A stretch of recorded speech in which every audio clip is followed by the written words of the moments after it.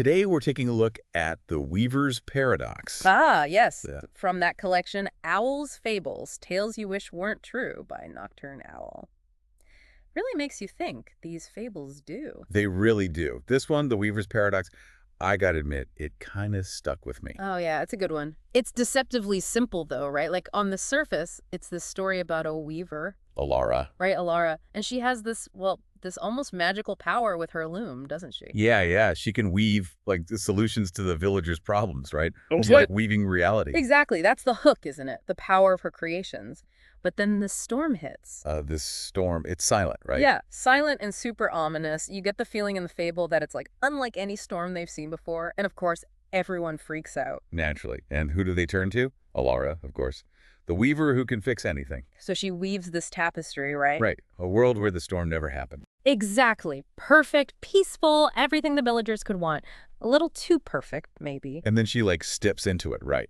Into the tapestry. That's where the paradox really kicks in, doesn't Yeah, it? Because she leaves the villagers behind to face the actual storm.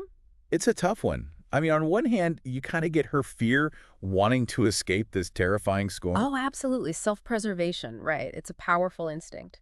But then on the other hand, she has this power. Couldn't she have, like, woven a different solution? Something that protected everyone, not just herself. That's the question the fable poses. And there's no easy answer. It forces us to consider, well, what is her responsibility to the villagers? Is she obligated to use her powers for them?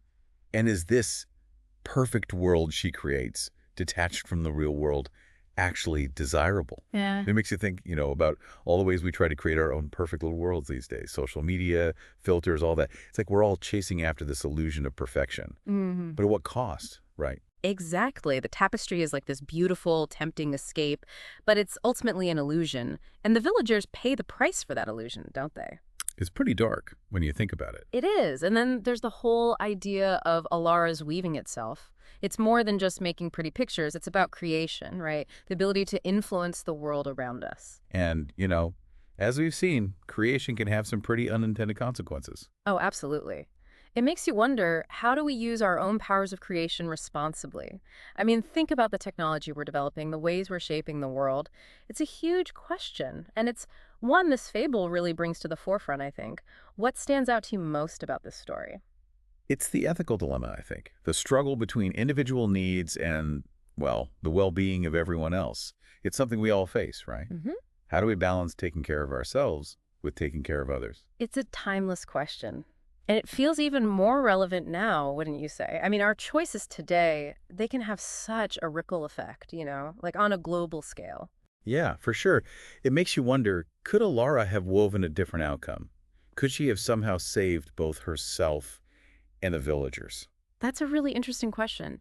Maybe there was a way to use her power to protect everyone. Or maybe, because of her abilities, because of her power to create these perfect worlds, she was always destined to be alone. What do you think? It's a tough one. And I think it's one that stays with you long after the story's over. It kind of makes you look at your own life differently. It's like we all have our own looms in a way. That's a great way to put it. This fable really does make you think, doesn't it? Takes the simple story, a weaver, a storm, a tapestry, and it just spins out all these layers of meaning. It makes you examine your own anxieties, your desires, even your own ethical choices. Exactly. I'm curious, thinking about your work with technology, does this fable make you think about innovation differently? Like, are we all weaving these intricate tapestries with our technology? And could we be creating problems we don't even see yet? Something to think about, isn't it? Thanks for joining me on this deep dive, everyone. We'll see you next time.